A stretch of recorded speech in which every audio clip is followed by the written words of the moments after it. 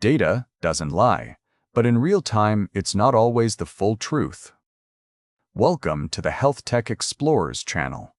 Today, we're going to talk about real-time data in healthcare and the problems and unexpected challenges that come with it.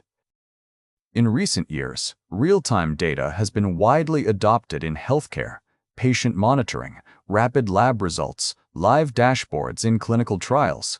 The idea sounds convincing. The faster the data arrives, the faster we can react. Doctors can make quicker decisions, and sponsors or CROs can adjust study conduct, protocols, or safety strategies on the go. And that's true. But by nowadays, the other side of this is becoming much harder to ignore. Real-time in healthcare is not just about speed.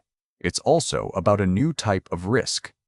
One of the most dangerous effects it creates is the illusion of control. When a sponsor or CRO looks at a live dashboard, it feels like everything is transparent and under control in that exact moment. All signals seem visible, and decisions can be made immediately. But in reality, those data points are often not final. A CRA might come later, review source documents, and during monitoring, it turns out that some data was entered late, some values were corrected, some queries are still open, and some results change after verification. And suddenly, the picture that decisions were based on in real time is no longer the same picture that is considered correct according to the protocol. The problem is that real time is not a single, clear concept. In practice, it combines multiple things: data freshness, latency, system stability, and whether the data is reliable enough to act on immediately. Teams often say, "We need real-time data," without agreeing on what that actually means. Is it second-by-second patient monitoring, lab updates every few minutes, or just faster reporting in a clinical trial? Each of these comes with different trade-offs, but those trade-offs are rarely discussed up front. In the past, when systems were batch-based, everything was slower but more stable. Lab results were generated, verified, validated, and only then used for decisions. In a real-time setup, things behave very differently. A lab result might arrive late because of a rerun. It might appear twice due to integration retries. It might be corrected after validation. It might even arrive out of order. And this is not an exception. It's a normal property of streaming data. That's where a new class of problems appears. Imagine a system showing a patient's hemoglobin or platelet count in real time.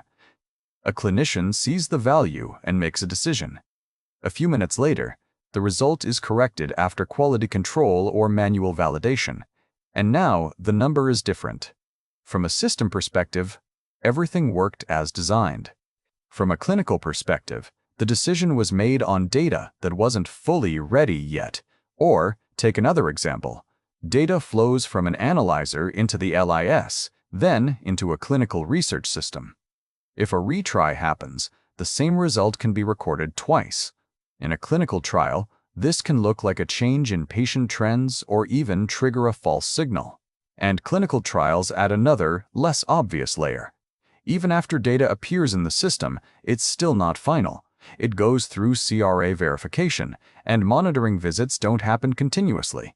They might be scheduled every few weeks or once a month, depending on the protocol. So data doesn't just change within minutes or hours. It can change weeks later. Discrepancies are resolved, source data is checked, queries are closed, and the final dataset may look quite different from what was visible in real time, which leads to an important idea. Real time is not truth, just faster. Very often, it's truth in progress. You're looking at data that is still evolving, sometimes for quite a long time. In healthcare, this matters more than anywhere else because it's not just an analytical issue. It directly affects decisions. It's no longer enough to simply have the data. You need to define how long you wait for a result to be considered final, what changes are acceptable after publication, how duplicates are handled, which version of the data is decision-ready, and how you explain that a patient's value can change not only after 10 minutes, but even after a month. These are no longer purely technical questions. They are trade-offs between speed and reliability. And the hardest part is that these issues rarely look like obvious failures. Nothing crashes. There are no clear alerts. The data just feels slightly off. Numbers seem a bit inflated. Metrics fluctuate without a clear reason, and discrepancies appear between live dashboards and verified results. The system appears to work, but confidence in the data starts to erode, and that's far more dangerous than a visible failure. That's why real-time analytics in healthcare is increasingly discussed together with reliability, not separately from it. Because an error in a report is one thing, but an error in data that drives a clinical decision is something else entirely. And maybe the most uncomfortable truth is this: we were ready for speed, but not for the complexity that comes with it.